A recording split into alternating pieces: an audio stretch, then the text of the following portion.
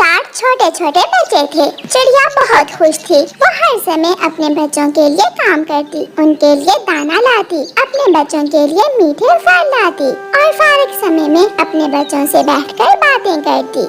चिड़िया के पड़ोस में एक कौवा और कौवी रहते थे जो बहुत आलसी थे। वो दिन में भी सोए रहते और रात को भी सोए रहते। कालू, चिड़िया के बच्चे हर समय चूं चूं करते रहते हैं। मैं जब भी सोती हूँ उनकी चूं चूं से मेरी आँख खुल जाती है। चिड़िया के बच्चों की चूं चूं से मैं भी बहुत तंग आ गया हूँ। आज मैं चिड़िया के बच्चों को ऐसा चुप करवाऊंगा कि कभी नहीं बोलेंगे।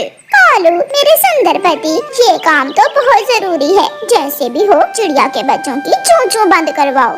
बच्चों, आप घर में खेलो, बातें करो और मैं आपके लिए दाना लेने जा रही हूँ। मम्मा जल्दी आना, छोटे बहन भाई मुझे बहुत तंग करते हैं। चिड़िया अपने घर से चली जाती है और बच्चे आपस में खेलने लगते हैं। ये मेरी है, ये बॉल मेरी है, तुम वहाँ बैठो, ये जगह मेरी है। भूख लगी है, मुझे बहुत भूख लगी है, खाना कहाँ है? कालू, वो बच्चे फिर से शुरू हो गए। सुन रहे हो कैसे चूं चूं कर रहे हैं चिड़िया के बच्चे? मैं अभी जाता हूँ और चिड़िया के बच्चों को चुप करवा कर आता हूँ। कालू कौवा अपने घर से निकलता है और अपने मुंह पर एक चील का मास्क पहनकर चिड़िया के घर की खिड़की में जाकर बैठ जाता है। मैं चील हूँ, मैं तुम्हें खा जाऊंगी। कालू ने इतना कहा ही था कि बच्चे डर जाते हैं और चुप करके बैठ जाते हैं। बाहर चील है, वो देखो खिड़की में बैठी हुई है चील। अगर तुम में से किसी ने भी चूं चूं की तो मैं तुम सबको खा जाऊंगी। चुप करके बैठ जाओ सब। बच्चे डर जाते हैं और कालू कौवा अपने घर चला जाता है। कालू, ऐसा क्या कहा तुमने बच्चों को? वो तो बिल्कुल ही चुप कर गए हैं। फिर कालू कौवा अपनी पत्नी को चील का मास्क दिखाता है। मैंने ये मास्क पहनकर बच्चों को डराया और वो सब चुप करके बैठ गए। कौवा और कौवी फिर से सो जाते हैं। शाम को जब चिड़िया अपना दाना लेकर घर आती है तो बच्चे डरे हुए बैठे थे। बच्चों, क्या हुआ है? आप इतने डरे हुए क्यों हो? कोई बात करो। मगर बच्चे तो चुप थे, वो कोई बात नहीं कर रहे थे। गुड़िया बेटी, आप बड़ी हो, आप ही बताओ, आप सब चुप क्यों बैठे हो? मम्मा, मम्मा, बाहर चील आई है, वो हमें खा जाएगी अगर हम बोले तो। आप भी चुप करके बैठ जाए। नहीं बेटी, बाहर तो कोई चील नहीं है और हमारे जंगल में कोई चील नहीं रहती। देखी थी, मैंने देखी थी। चील ने कहा कि अगर हम बोले तो वो हमें खा जाएगी। मम्मा चिड़िया सोचने लगती है और मम्मा चिड़िया भी चुप करके बैठ जाती है। दूसरे दिन छोटे बच्चे फिर से चील वाली बात भूल जाते हैं और आपस में खेलने लगते हैं। मम्मा चिड़िया अपने घर से थोड़ी दूर छुप कर बैठ जाती है। मैं भी तो देखूं कि वो चील कहाँ से आती है मेरे बच्चों को डराने। कालू, जाना एक बार और चिड़िया के बच्चों को चुप करवा कर आना। कालू कौवा फिर से चील का मास्क पहनता है और जाकर चिड़िया की खिड़की में बैठ जाता है। चुप कर जाओ, मैं चील हूँ, मैं फिर आ गई हूँ। अगर कोई बोला तो मैं खा जाऊंगी। चील के डर से बच्चे फिर से चुप करके बैठ जाते हैं। तो ये कालू कौवा है जो मेरे बच्चों को डरा रहा है। कौवे के बच्चे, तुम्हें तो मैं सीधा करूँगी। फिर जब मम्मा चिड़िया शाम को दाना लाती है तो बच्चे फिर से डरे हुए थे। गुड़िया बेटी, वो चील नहीं है, वो हमारा पड़ोसी चील बनकर आपको डराता है ताकि आप शोर ना करो। नहीं नहीं मम्मा, वो चील ही थी, मैंने खुद देखा उसे। ठीक है, अगर वो हमें डराती है तो कल हम भी उसे डराएंगे। फिर दूसरे दिन मम्मा चिड़िया दुकान से एक प्लास्टिक का सांप लेती है। अब मैं देखती हूँ वो कौवा कैसे मेरे बच्चों को डराता है। बच्चों, मैं वहाँ अलमारी के पीछे बैठी हूँ और जैसे ही वो चील आए तो ये सांप तुम उसके सामने कर देना। फिर देखना वो चील दोबारा यहाँ नहीं आएगी। बच्चे समझ जाते हैं। थोड़ी देर बाद कालू कौवा चील का मास्क पहनकर फिर से आ जाता है। मैं खा जाऊंगी, मैं तुम सबको खा जाऊंगी, मैं चील हूँ। मेरे सांप, तुम भी चील को खा जाओ। गुड़िया वो प्लास्टिक का सांप कालू कौवे के पास करती है। बचाओ बचाओ, कोई मुझे इस सांप से बचाओ। अपना चील का मास्क वहाँ छोड़कर कालू कौवा वहाँ से भाग जाता है। मम्मा चिड़िया बच्चों को साथ लेकर बाहर आ जाती है और प्लास्टिक का सांप लेकर कौवे के पीछे उड़ती है। कौवा आगे आगे और मम्मा चिड़िया पीछे पीछे। रुको रुको चील कहीं की, आज तो मेरा सांप तुझे खा ही जाएगा। बच्चे ये देखकर जोर जोर से हंस रहे थे और उछल रहे थे। ऐसे कालू कौवा दूर निकल जाता है। शायद अब वो कभी चिड़िया के बच्चों को डराने नहीं आएगा। दूध की बोतल, गरम गरम मौसम में ठंडी ठंडी दूध की बोतल।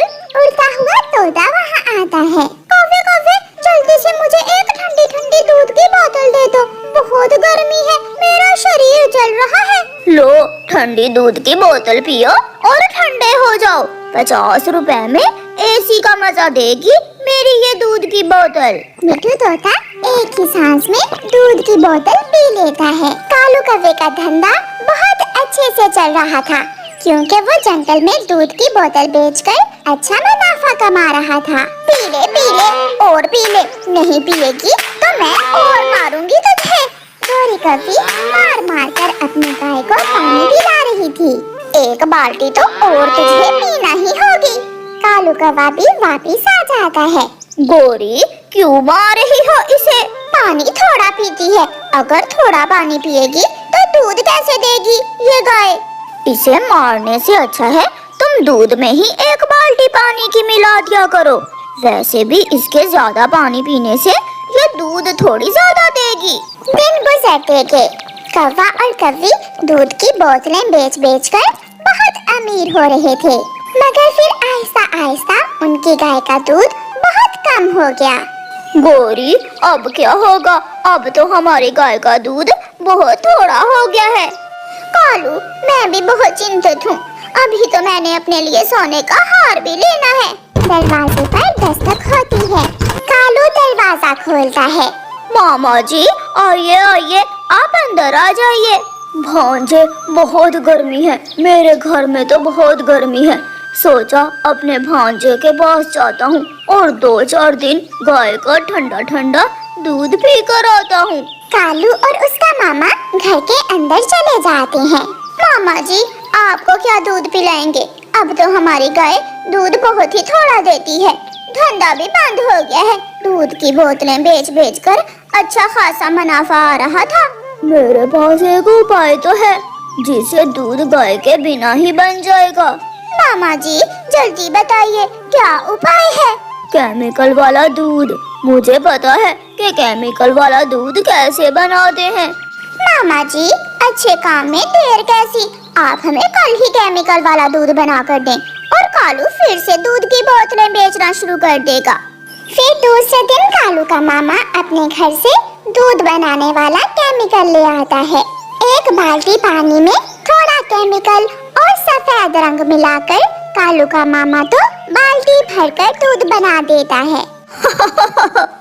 ना चारा डालने की टेंशन, ना गोबर उठाने की। अब तो बनेगा मुफ्त में दूध। मामा जी आप हमारे घर में ही रहिए और हर रोज कालू जी को ऐसे ही केमिकल वाला दूध बनाकर दे दिया करें। कालू केमिकल वाले दूध की बोतलें बनाकर जंगल में निकल जाता है। कालू अपना ठेला लिए आवाज लगाता हुआ जा रहा था। दूध की बोतलें, ठंडी ठंडी दूध की बोतलें। कौवे भैया बहुत गर्मी है, मुझे एक बोतल दूध की तो दे दो।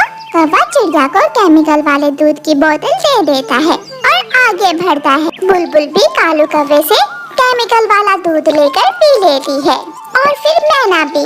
ऐसे बहुत से पक्षी कालू से केमिकल वाले दूध की बोतलें लेकर पी लेते हैं। हाय मेरा पेट, मेरे पेट में बहुत दर्द है। ना जाने उस कालू के बच्चे ने दूध में क्या मिलाया हुआ था। बुलबुल भी रोती हुई चिड़िया के पास आती है। चिड़िया चिड़िया जब से मैंने कौवे से दूध की बोतल लेकर पी है मेरे पेट में बहुत दर्द है, मैं तो दर्द से मर रही हूँ। बुलबुल बहन क्या बताऊँ, मेरे साथ भी ऐसा ही है। ये कौवे का बच्चा ना जाने पक्षियों को क्या पिला रहा है, मुझे इसका उपाय करना होगा। कबूतर जंगल के फूड इंस्पेक्टर को फोन मिलाता है। इंस्पेक्टर, हमारे जंगल में एक कौवे की दूध वाली बोतलें पी पी कर सब पक्षियों के पेट में दर्द हो रहा है, वो कौवा जरूर पकड़ा जाएगा। थोड़ी देर बाद फूड इंस्पेक्टर आकर कौवे का दूध चेक करता है। मेरी मेरी अपनी गाय है, ये खालिस दूध है।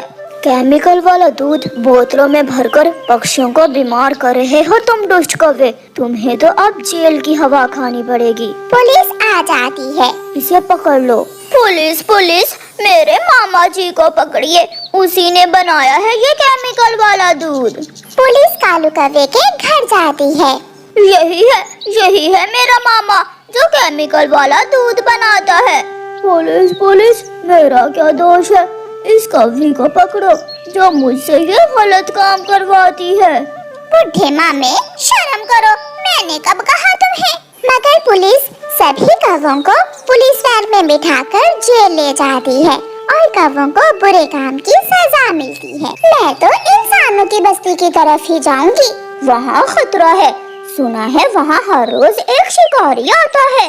शिकारी? भला शिकारी हम कौवों को क्यों पकड़ेगा? मैं तो जाऊंगी। मुझे वहाँ की बेरियां बहुत पसंद हैं। फिर गौरी कौवी कालू को साथ लेकर जंगल के बाहरी हिस्से की तरफ चली जाती है।